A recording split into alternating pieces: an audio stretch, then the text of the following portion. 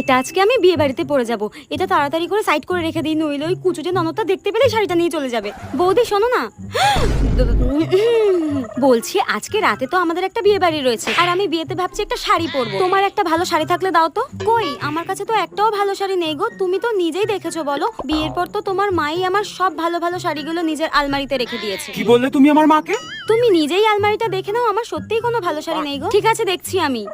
হ্যাঁ বৌদি, তোমার পেছনেটা কি গো? কোথায়? কিছু নেই তো। ওই তো পেছনে, ওই তো ডাইনিটার সব দিকে নজর থাকে।